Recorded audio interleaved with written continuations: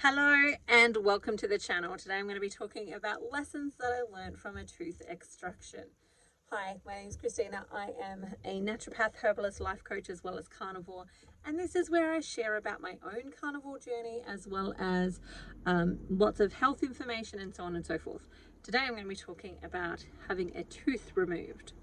Now, if you're following me over on Facebook or Instagram, you'll know that I had a tooth removed a bit over a week ago now, and why that was and all the fun things. If you are only watching me here, you're probably hearing about this today. Now, before I started carnivore, I have had two teeth that have been broken. They needed removing. Potentially I could have gotten root canals, but I don't want to go down the pathway of having a root canal. I'd much rather have the tooth actually extracted. And so they were there. I knew that they were there, and I knew that I would need to have them removed at some point in the future. But since going carnivore, they were not causing me any problems whatsoever. Like, they would sometimes give me some pain, but not enough that it would make me go to get the tooth removed prior to carnivore. But once I started carnivore, I really had no pain in them whatsoever, and they really were not causing me any dramas at all. But I had a series of events that happened, and one of which was that one of my children, delightful things that they are, I have 7 of them in case you didn't know, brought home a stomach flu, and I caught that stomach flu. I thought at first that I must have had maybe food poisoning, because it was a weird stomach flu in the sense that it didn't happen all at once. Like, not everybody in the family got the stomach flu at the exact same time. It was kind of really staggered, and so like one person would get it, and then they would be over it, and maybe they didn't even vomit. Maybe they just had like diarrhea, for example. Whereas somebody else like did a weird random vomit, and then that was the end of it for them. But then a couple of us got that stomach flu, which was, I vomited one night. I had gastro for about I had diarrhea for about a week, and then really like crampy stomach, like really crampy stomach, and so some of my kids had that as well, and they had it maybe a little bit worse than me, but it was very sporadic in the sense that it didn't all happen at the exact same time. So it was a little bit harder to kind of pinpoint that we had gastro, for example, because we didn't all have gastro, and like still not all my family members have got it. Only 4 out of the 9 actually got it. But maybe they got diarrhea and they're not telling me that they got diarrhea, so I don't actually know, right? But it didn't happen like a normal gastro did. Like, previously we've had gastro go through our family, and it's like hell for a week because there's always somebody pooping and somebody vomiting, and we're fighting for toilets, and we're always running out of towels and all of the fun stuff. And so it happened slightly differently, which made me think at first that maybe I just had some food poisoning. And then, as it kind of unfolded, I'm like, oh no, this isn't food poisoning. This is actually stomach flu. And so I had that for about a week and a half before my tooth started playing up. And so for about that week, it was basically, I managed to push through and keep doing 75 hard at that point in time. So I was continuing with my water, but I wasn't necessarily eating very much. And so my intake of nutrients had dramatically dropped over that week. And then at the end of that week, I'd started to get I got the toothache. And the toothache was horrendous. And like, for me to get to the point of going to a dentist to get that pulled, this isn't stopping. So sometimes previously, before starting carnivore, I'd had, a toothache in that tooth. And if I'd taken a pain relief for maybe a day, like, it would stop hurting and then it would be fine. And I didn't need to worry about it. I just didn't eat on that side of my mouth for a couple of days, and then it would bounce back and it would be fine. And so I was hoping that this was going to be one of those cases where, just get on top of it with pain relief for a day and then it would be fine. Well, unfortunately, that's not what happened. It took a lot to get on top of it with pain relief. And I was taking pain relief around the clock so that I could keep the coverage happening. I'd just get enough and I didn't want it to dip down. So I would make sure that I stayed right on top of actually taking some pain relief for that.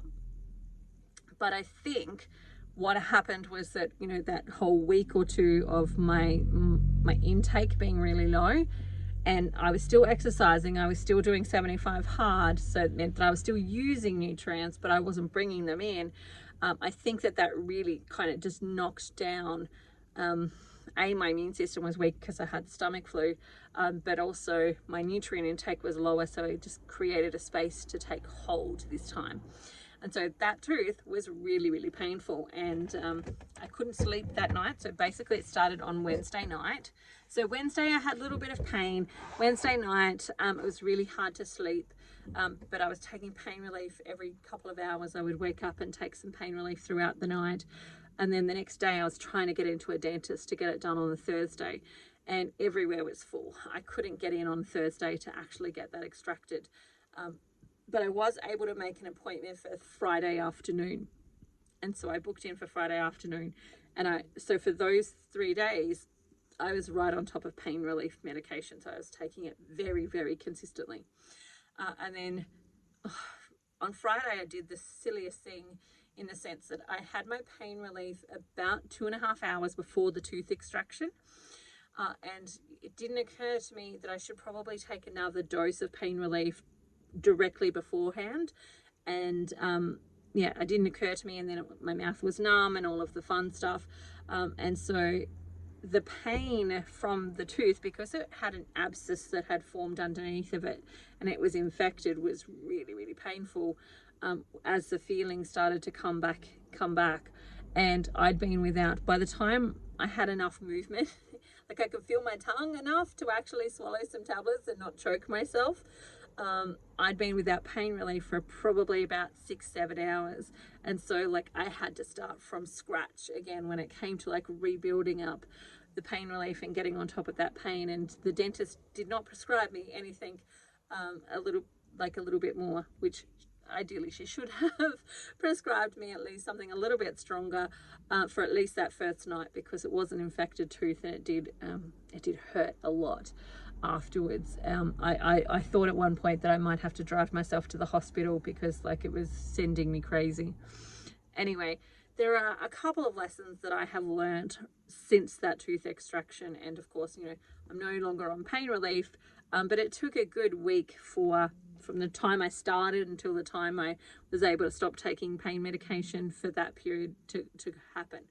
And so there are a couple of things that I learned, and one of which is something that I say to people all of the time, and that is that the damage that has been done to our bodies before we start a healing journey isn't going to be completely undone. Like there are some things that we won't be able to get back. Like I'm not going to be able to regrow that tooth. Like that tooth was dead. It wasn't alive anymore. It wasn't able to actually regrow itself. Now, if I have a cavity, that may or may not be able to improve itself, may be able to remineralize teeth, etc. And there are some interesting books around that. But when the tooth is dead, there's no coming back. There's no resurrecting a dead thing back to life from that perspective. And so some of the things that have happened in our health journey prior to it, like if I've had my arm chopped off, I'm not going to be able to regrow an arm. Like that's not going to be able to happen. I'm not going to be able to regrow the teeth that have already been removed or I've lost through my lifestyle prior to coming to this situation or coming to this dietary protocol. And so there are a couple of things that I want to say from that perspective is, one, and I see this all the time, like in the comment section of posts on Facebook, like and even on my comments, like when I've put something out there, I've had people comment and they're like, well, if it's so good, why do you need to take blah blah blah? And it's like, well, I've got a whole history of health issues prior to coming to this diet, and I take a lot less than the majority of people who may be going down another pathway. Like I see it all the time with other practitioners, like their clients might come and see me and I'm like, you are on like 10 supplements. I take maybe 2, and that depends on what you count as a supplement. If you count an electrolyte as a supplement, well, there's 1. And so, you know, I'm really taking very much else. Maybe occasionally I'll take some iodine. Occasionally I take some BHB, because I'm playing with that a little bit at the moment to help with insulin resistance. But I really am not taking, like, I'm not taking activated Bs. I'm not taking a whole bunch of different other stuff. Occasionally I will test out something and try it, because I generally want to test things before I try and recommend them for clients. So for example, with the BHBs, I'm testing them because I want to make sure that they're actually doing what we want them to do. So BHB is basically ketones that you drink. And there are a lot of different ones on the market, and some of them will say this will create great things, but unless it's actually getting into your bloodstream and you can test with your blood glucose or your blood ketone monitor, unless you're seeing ketones actually show up in your blood, it's not really doing that much good for you. And so I want to test what I'm actually recommending for my clients, because I want to make sure that it's actually getting into the bloodstream, and therefore it can provide energy and it can actually help the clients who are struggling in that sense. To switch over into being a ketone burner versus just a glucose burner, or have got insulin resistance like myself, and are retraining our metabolic systems and all of that type of stuff. And so I test these things out, but I rarely will test more than one thing at a time, and I test it for generally a certain period at a time. And so I'm not on a whole bunch of supplements. I'm basically mostly predominantly food and some electrolytes. And I've been using electrolytes, especially while I was doing 75 hard and increasing my water supply, because I want that water not just to be in my body, in my stomach, but actually in my cells. And so I'm on very little when it comes to supplementation, but there are still some things that actually are going to benefit me. And the same with clients that I've got, you know, for example, they might have a thyroid condition, and some things are going to actually help them pick up from their deficiencies. And that's the other thing that I want to add here, is that for a lot of us who come to carnivore, like, I don't know very many, that doesn't mean that there aren't any, but it just means I don't see that many, that come to carnivore for optimal health. Most people I see come to carnivore because they've got some type of health issue, whether it be extra weight, whether it be a thyroid condition, an adrenal condition, or, you know, mast cell activation, or whatever. They've come to carnivore because they've got some health issues, and they're hoping that carnivore is going to help them. And so when it comes to those health issues, like, in a very generalistic term, are generally a nutritional deficiency of some type. And when you are deficient in something, you have to overeat it to be able to rebuild what you're deficient in, because you need to take in enough for what I need for today, but also for the days that I didn't have enough, I need to take in some in order to be able to catch up on those deficiencies. And so the start of carnivore is often not where the end of carnivore is. And often what I'll see is people commenting from different stages in carnivore to somebody who's in a different stage in carnivore for themselves. And that's where people get confused, because some people are saying, oh, you need higher protein, when if you are, you know, an insulin resistant person, the higher protein is going to turn into glucose, and you need actually higher fat at that stage. But once you've resolved the insulin, then the higher protein is going to be more beneficial to you. And so there's these moving parts. And so the key thing there that I want to get across is that we all come from different spaces. We all have different health things that have brought us to this space, different things that we are deficient in. We often have to overeat in order to, like, overeat those things to fill up those deficiencies. And then once everything is filled up, we can actually drop back into what is known as a maintenance level of, like, what do I need to maintain my levels of muscle mass, etc. Or I might move to a phase of, like, I've healed those deficiencies that I have. Now I'm really ready to actually build muscle mass. So then I need to eat more protein to make sure that I've got enough of the building benefits that are actually there as well in that protein. And so our needs for different macros are going to change based on where we're at, and our needs for different micros, as in our minerals and so on, vitamins, are going to change based on what our health was like prior to actually coming to something like carnivore.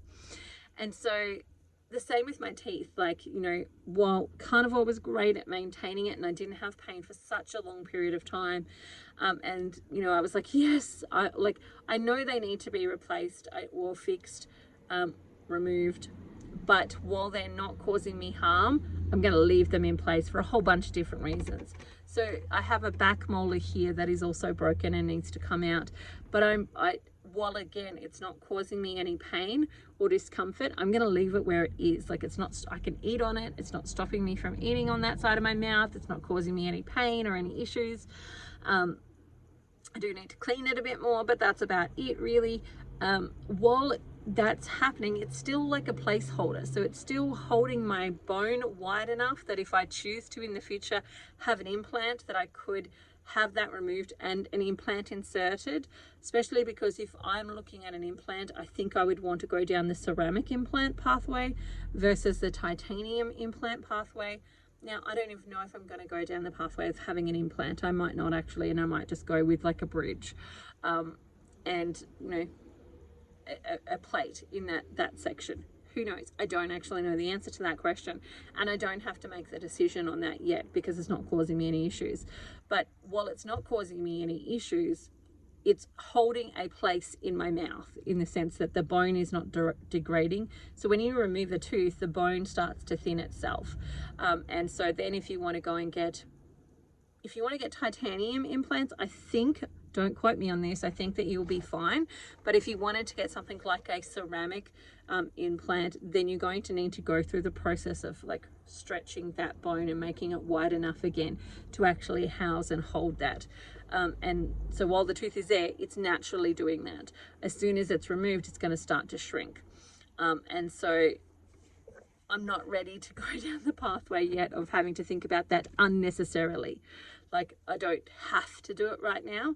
And so I kind of want to keep that going for as long as I can, to research more about what I'm happy to do and what that might look like. And maybe more technology is going to come about. Maybe some better plans come about in, you know, a couple of years time. Who knows? It's been there for 10 years already. It's, again, not causing me any dramas, but it's not fabulous, but it's not causing me any dramas. Now, the other thing that I learnt while I was having that tooth extracted was that I'm not very well set up in the sense of emergency situations, because I had to eat off Carnivore during that period of time simply because I don't have a family member. My son potentially could have, but he was working a lot as well. But like my husband, for example, is not very good at cooking. He's not carnivore. And so he was not likely to go and make me things like chicken broth, for example, which is what I ended up eating a lot of during that period of time. So I had the best choice that I could make, which was some chicken broth and some yogurt and things like that. But they weren't optimal. And I hadn't had the forethought to actually have some powdered broth in my cupboard that I could have just added some hot water to. So it was basically like a cup of noodle soup type of broth, which was not fabulous, but it gave me something to keep my belly settled while I was taking a lot of pain medication. That was the other thing, is that I had to kind of eat all the time because my stomach was not coping so well with the pain medication. And so that meant I was consistently putting stuff in, and yogurt was one of those, and those cup of noodle soups was another one of those. But in an ideal world, I would have had like the good yogurt, homemade yogurt, and I would have had like, you know, broth that had been cooked and maybe in the freezer that somebody just had to reheat. And if I was to start to think ahead in these situations, that would be things that I would actually do, is actually pre-plan for things not being perfect and not being exactly as we would want them to be. Like, it's not perfect that I needed to have a tooth extracted. It's not ideal to actually be in that situation, and ideally, A, it wouldn't have happened in the first place, and B, I would have been prepared by having like some stock that was actually made and broth that was actually made that I could drink and so on. And so that was a learning lesson for me, from that perspective of having some of those things actually in the freezer ready to go just in case. And I have not been prepared in that way because our lifestyle has not been like that when we've been traveling Australia. I've not really been sick that much. Like, you know, there's been a couple of things here and there throughout the whole last 2 years, but not a whole lot, to the point where I needed like backup food that was maybe in a freezer or something like that. And I think too, the other aspect was that the pain was so much that my brain didn't really think through really well, because like if I sat back and thought about it, I probably could have even got like the broth with some butter and maybe done a broth and butter fast during that period of time. And I could have gotten, you know, maybe even a better version of it at the supermarket, but I just was in so much pain. And that was the other thing of realizing that a lot of what I do revolves around me being the motivating factor and the pushing and the driving forward factor. And so then when I'm not able to be seeing things crumble down a little bit, or not having the support that would help me keep going. And that's where having, like, you know, a group of friends, for example, if you're doing carnivore together with a group of friends, would be really, really helpful, because you could say, hey, I'm not doing so well today, has anyone got some broth that they could make me? And not feel so bad about it. Like, you know, I would feel bad about asking my family to do that.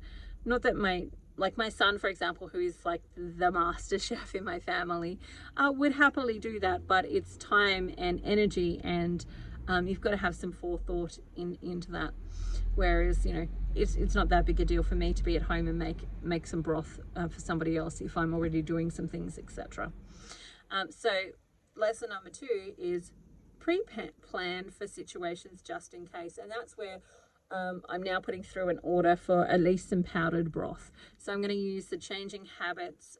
Changing Habits is Cindy O'Meara's company, and they've got a broth that has nothing else added to it. So it's like a no frills broth, in the sense that they don't put any carrot and onion, garlic, etc. in it. It's basically just chicken or beef, and so you can get those broths, and then you could add those things to them if you want to, but certainly it means that those who have got lots of allergies, etc., can still use that broth. And so I'm going to have some powdered broth just there, so that if I need it, I've got something to actually use if I'm in this situation again. And that's not, you know, it's not beyond the realm of possibility, because I do have that other broken tooth in there. What else did I learn? That you can't do 75 hard and extract a tooth. So if you didn't know, I have now stopped 75 hard. I was up to day 54, so it was really, really challenging to pull the pin on that and actually stop. But I just couldn't keep going forward. And especially once the tooth was being extracted, you're not allowed to exercise for something like 48 to 72 hours afterwards, because you don't want to dislodge the blood clot. And if you dislodge it, then you're much more likely to have what's called a dry socket, and that's where the bone can get infected, and it's really not very pleasant. And so I couldn't actually exercise during that period of time. Now, I may have been able to choose to do some really light, different types of workout, but I just couldn't, because the other aspect was the water. Like, by the time the tooth started hurting on Wednesday night, so I'd gotten through Wednesday, and then Thursday I had to pull the pin because I just couldn't drink enough water. And the other challenge with that is that I went from drinking like 4 liters of water a day to maybe 700 at max. Or maybe actually, when I'm thinking about how much water I had when it came to like swallowing pain relief, that probably took me to about 1 liter. And so I was really dehydrated. And, you know, I went into that phase of like my lips all started to crack and dry because I was so dehydrated. But the desire to drink was really, really hard. And so I'm only just starting to get back now into drinking adequate amounts of water, and I'm not back at, like, this here is a bottle of 3.7 liters. And if you fill it all the way up, it's basically 4 liters.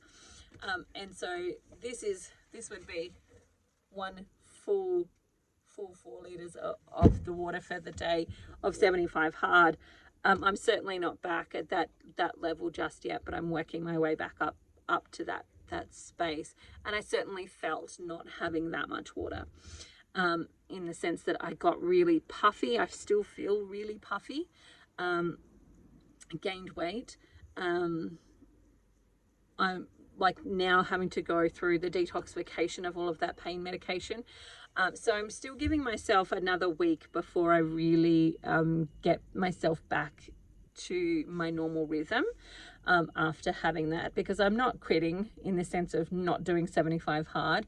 I'm certainly going to continue to do 75 hard, but I'm just giving myself some time to allow my liver to detoxify, not ask my body to do too much in one go, and build back up to my water and so on. So I'll give myself another couple of days, and then I'll start doing some exercise again, start walking again, and so on. But my goal is I'm starting the next round of the Quest, which is my course, or my 12-week program, because it's not actually a course, it's more a program where each week you get a challenge to do. And we're starting the next round of that on the 27th of May. And so my goal is actually that I want to pair the two. I want to be doing 75 hard and the Quest at the same time, so that I'm doing the dietary work as well as doing the physical work of the exercise and the mindset and so on. Because ultimately that's kind of how I want to live my life, is being very active, reading, and I have loved reading during the Quest, doing 75 hard. And also doing the metabolic resetting work of actually resetting my metabolic system and getting my insulin resistance, or getting my insulin down, because like that's the thing now that's keeping me in a space of pre-diabetic is the insulin. And so I'm working on multiple factors to actually help me get that insulin level down so that I can get to the results that I actually want to be getting. So that's where I'm at in regards to what's happened to me over the last couple of weeks. I also threw in there a quick trip to Tasmania to deliver puppies. So we've had 7 cavoodles. We've got 5 that have now gone on to new homes and 2 left to find their homes. And so we delivered some of those to Tasmania while also cleaning out our storage unit and closing that chapter of our lives. And so it's been busy. Basically, Tooth moved on Friday. Sunday, I was driving to Melbourne, which is a 6-hour trip. Then Monday, I was getting on a boat to get off into Tasmania on Tuesday, delivering puppies on Tuesday. Wednesday, cleaning out a storage unit. Thursday, cleaning out a storage unit. Friday, driving back up the other end of the state, catching up with friends, and then getting back on a boat.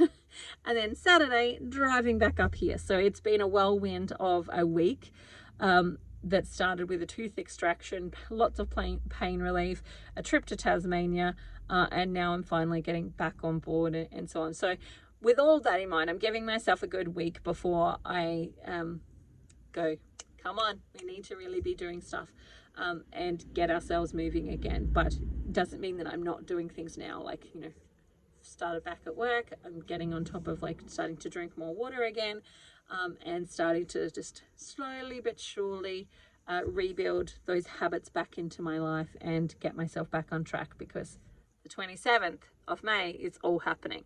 And if you want to come and join us for the Quest, feel free to. It's Christina Mathewson for christinamathewson.com/the Quest, which is about helping you figure out what's going to help you resolve your insulin resistance, because it's different for everyone. And that's the thing is that I'm finding that I love about doing that program, is that it is different for everyone. And what I thought would be the exact same stuff, it's not. There are some things that I do that work for other people, but then there are other ones that work better for other people. And so I'm really actually loving that experience of kind of doing a living experiment with people and seeing their results and going on the journey with them. So that's where I'm at. Those are some of the lessons that I learned from a tooth extraction. But the key one that I want to impart is remember, and I say this all the time to people, that I had at least 42 years of my body not being looked after in the most appropriate way. Now, that doesn't mean that it didn't get good stuff during that time. It certainly has had good stuff during that time. But there's been the biggest part of my history when it comes to nourishment has been undernourishing and undernutrition, in the sense of providing my body with the nutrients it needs to do the best job that it could possibly do. And so that's been under par for such a long period of time that I can't expect that in 2 years for that to be completely undone. Like 42 years versus 2 years. Like, even the results that I've gotten so far are phenomenal when you look at how long it was not ideal. So there we go. I hope you have the most amazing day ever. I look forward to hearing what you have to say about my experience and how you're going in the comments. And if you want to come and join me for the quest, you want to come and join me for the 75 hard, very happy to see you over there in my chat. And I will talk to you again soon. Bye for now. Have an amazing day.